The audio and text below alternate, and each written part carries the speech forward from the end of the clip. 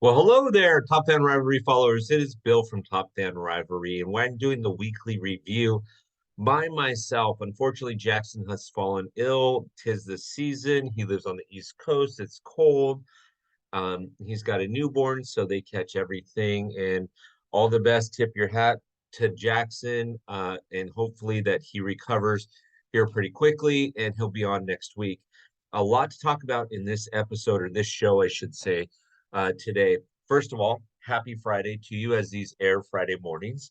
Happy Friday to you. I hope you're doing well. I hope that this week has been a phenomenal week. Baseball is back, it's in full swing. I am very excited to talk about these couple of things. And Jackson, obviously, when he comes back, he'll be able to talk a little bit more about it as well. So let's start. I've got a couple of honorable mentions, I should say, at the end here, and a few shout outs, right? So, okay, so first of all, baseball is in full swing. We got baseball games every day, we got teams playing every day. Everybody's played. We've seen everything. That's number one. And baseball is back in full swing. The WBC starts soon, but right now we have spring training. Everybody knows how I feel about the WBC. We'll get into that in a second. So first things first, we have baseball being back. Guess what's back? Baseball's back. Like, I'm excited. Okay, so that's our first thing. Number two on the weekly review is let's talk injuries. Okay. First of all the best to those that have suffered injuries. You know, all the best to Gavin Lux, Joe Musgrove. Joe Musgrove looks like he's only going to be out a week or two, but he probably won't start on opening day. But hopefully it's not big enough where it's going to keep him out anytime soon. As much of a Dodger fan that I am, and the Padres are kind of becoming a rival this year, I personally want to beat the best. I don't want somebody to get hurt where I'm beating somebody that's not the best. I want to beat the best that there is.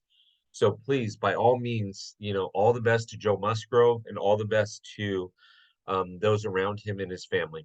Gavin Lux, all the best to Gavin Lux. We appreciate everything you've done as a Dodger. We're so sorry um, for a torn ACL. That's just terrible. I mean, the guy had the keys to the kingdom, everybody. He was going to be the starting shortstop for the Los Angeles Dodgers this year. Not a small market team, a big market team. And unfortunately now, he's shelved for this year. So the Dodgers have a huge hole to fill. They say they're going to fill it with Miguel Rojas. They say they're going to fill it with Chris Taylor, or as Dodger fans know him as CT3. Hey, whoever it's filled by, you know, best of luck to them. But when it comes to Gavin Lux, I just, my heart pours out to you, my friend. I've never met you. I've never had a chance to talk to you. But if I did, I'd give you a big hug and just tell you, hey, I can't imagine what you're going through mentally, not just physically, but mentally. So all the best to you and your family. All right, so let's get off number two. Number two is about injuries. It's not fun. It's not a fun conversation to have, right? Why do we want to talk injuries? So, um, injuries are number two. So, number one is spring training is back. Injuries, number two. Number three, oh, for the love of everything decent and holy, we have got to talk about the rule changes. Are you kidding me on these rule changes? It's just insane, right? So we knew the pitch clock was going to come into play. We knew how different things were going to play themselves out. Bigger bases, stolen bases, yada, yada, yada, the shift, yada, yada, yada. This week, I only want to focus on one thing. I want to focus in on the pitch clock. Okay.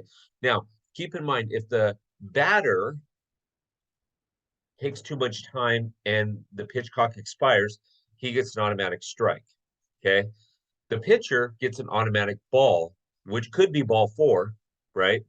if he takes too much time. So that's going to be kind of a weird scenario-ish, right? And so we're trying to figure out how this all plays itself out. But case in point, could you lose a game on a pitch clock violation? The answer is yes. We saw it with the Boston Red Sox and the Atlanta Braves. Now, I don't know if you're familiar with this, but bases were loaded. It was 6-6 in the bottom of the ninth. The batter was up and he had an 0-2 count on him, 2 outs, called strike three because he took too long. Okay, now that ended. They don't play extra innings in spring training. Nobody wants to get hurt or anything like that. So, how's that play out, right? And what's that do? Well, okay, so that's fine. We're doing it in February and March. Who cares, right? Not a big deal. Nobody's frustrated by it or anything like that. Now, let's fast forward. Let's assume that you're both teams, right? Let's assume that you're the Red Sox. Let's assume that it happens when they're playing the Braves again. Because remember, all teams play all 29 other teams in Major League Baseball this year. So imagine for a second you're Baltimore. You're 4 games out of first place to the Yankees. And it's the last week in August. And the Yankees are playing a team that is not competitive. Let's say they're playing the Colorado Rockies, who are ultimately out of it. No disrespect to the Rocky fans, but let's just assume that that's the case. I'm just giving you a hypothetical. And let's say the Braves are 2 games out of first place to the Phillies. Okay. Arguably, again, these things can happen, right? This isn't a huge, like, wow, I can't believe that this is happening. No, this could happen. Okay. Now we're playing in Atlanta. Okay. Bases are loaded. You're down by 1 run in the bottom of the ninth or in the top of the ninth inning. Boston's up to bat. They're down by a run with the bases loaded. Okay. 2 strikes on the batter. It's a 2-2 count, and he takes too long and he gets a pitch clock violation. Strike three, batter's out, game over. Now, if you're Boston fans, you're thinking, oh, that's cheap. That can happen, everybody. That can happen. Now, the flip side to this coin, okay, the ultimate flip side to this coin is that players know from the beginning where they're at. Okay. They're practicing in spring training. So hopefully in August, they know how the violations work. they and they won't have such a tough time or whatever. But it's going to happen. It can happen. So Major League Baseball, in their efforts to speed up the game, may have taken away a little competitive advantage, right? Growing up as a pitcher, I used to hate it when batters took too much time. Okay. And I'm sure batters hated it when I took too much time as a pitcher. It's just part of the game, right? It's just part of the game. It's that mental part of the game. People don't understand that baseball is not completely physical, it's a lot mental. And so we're now taking the mental side out of this game. Now, again, the flip side, the guys should know about it by August, so it shouldn't be a big deal, but it could happen. And people are going to lose their marbles, absolutely lose their marbles if that happens. So here we go, right? Major League Baseball is making all kinds of rule changes that are just driving me batty. Just FYI, just driving me batty. I'm waiting for the Little League rules to come in where every player has to play 3 innings and get an at-bat. Obviously, I'm being facetious, but we got bigger bases. We got pitch clocks now. We got the ghost runner on second base. It's in perpetuity. Now, if you follow a page, an Instagram page called Mikey Bleeds Blue, he's a huge Dodger fan. He's got a theory on the ghost runner, for example. He says, hey, don't do it in the 10th and 11th inning, but maybe you do it in the 12th inning. Makes sense, right? That makes total sense. We already have a scenario where the pitchers need to face 3 batters or end the inning. I mean, we got a number of rules that are just rules, almost to have rules and to speed up the game. And I will tell you this, something that drove me crazy, absolutely drove me nuts, was the first day of spring training with the first games. I'm actually the first full day, not that Friday where they had like 2 or 3 games. I think Boston played a college team or something like that. talking about that Saturday, right? The MLB network was publishing the times of the game, how long it took. And they were saying, well, it used to be on average 3 hours and 13 minutes, and now it's down to 2 hours and 34 minutes. Okay, who cares? I'm going to say, who cares to that? I don't care. I'm a Dodger fan. I live doorstep to doorstep about 70 miles from Dodger Stadium, give or maybe 60 miles. Okay. But with traffic, that could be a 2.5 hour drive. So if I drive 2.5 hours one way and an hour and a half home because it's later in the evening, there's not enough, that much traffic. But if I'm driving 4 hours to get to a game and the game ends in 2 hours because of the pitch clock and we've got to speed things up, unless it's a no hitter, I'm disappointed. I want to be there. I want to have the experience to be with my family or to be with my friends. I don't want it to speed up. I want to enjoy it. And for those of you that don't enjoy going to baseball games because they're too long, then don't go. That's that simple. But I also understand what the MLB is doing, and they've got to get some advertising dollars in. And, when it's a 3.5 hour game, sometimes that's hard. So, anyways, new rules. Yeah. So we got spring training in effect. We've got injury reports in effect. In addition to injury reports, we got the new rules, and we'll talk more about the new rules next week. And also next week when Jackson's back, I'm sure we'll talk about Manny Machado's contract. We'll talk about a number of different things. There's some things I want to save for when he gets back. Finally, to end this episode and end this weekly review, just so that you know, Top Fan Rivalry followers, there is a ton of things going on, and I'm not even going to announce all of them here. But go to topfanrivalry.com, click on the watch party button, look for a watch party in your area, and sign up for it. Some of them are free to go to.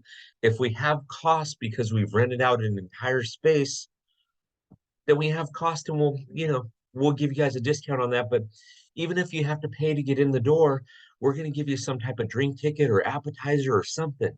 So set it up. We've already got things booked in Houston, in Atlanta, in Fountain Valley, California, in Anaheim, California. We're working on Boston. We're working on Philadelphia. We're working on New York. We're working on Chicago. We're working on San Diego. We're working on San Francisco. We're working in LA. We're going to be everywhere this year. And we're doing this so that we can bring the Top Fan Rivalry community together. Watch a baseball game, have a good time. Obviously, you're in the locker room if you're listening to this. But those that aren't, tell your friends to join the locker room. Use the discount code Jackson in all capital letters, Jackson. That'll get you a 10% discount on the $36 annual fee for the membership. You want to do that because guess what? When you go to one of these watch parties, if you're a member, you're going to get a swag bag. And there's a lot of fun stuff in there. There's going to be gift cards from Baseballism, and there's going to be suit brokers that are going to have discounts in there. There's going to be jewelry stores that are going to have discounts in there. There's going to be local venues that you can go and get food for your family, watch a baseball game. There's going to be all kinds of fun stuff in those swag bags. You need to be a part of it.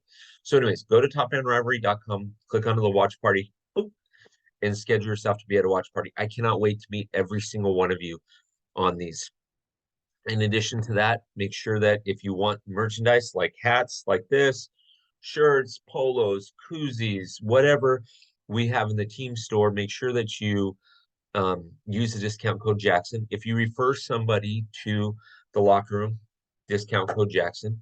If you're interested in being a Top Fan Rivalry ambassador, a brand ambassador, let us know. We want you, right? We want you in-house. And so let us know.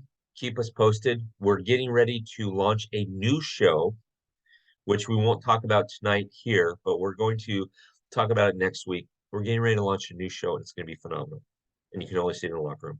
So Top Fan Rivalry followers, we talked about spring training being on. Talked about the injuries and the injury reports. All the best to Joe Musgrove, Gavin Lux, and others who are struggling with injuries. We talked about the new rule changes, and we talked a little bit about what we're doing as a company. We want to see you. We appreciate you. We're grateful for everything you do, and we're excited to have you in the locker room. Please enjoy this episode, And we'll look forward to seeing you next week. And hopefully Jackson will be back with us. Have a great night, or have a great day, I should say. Thank you.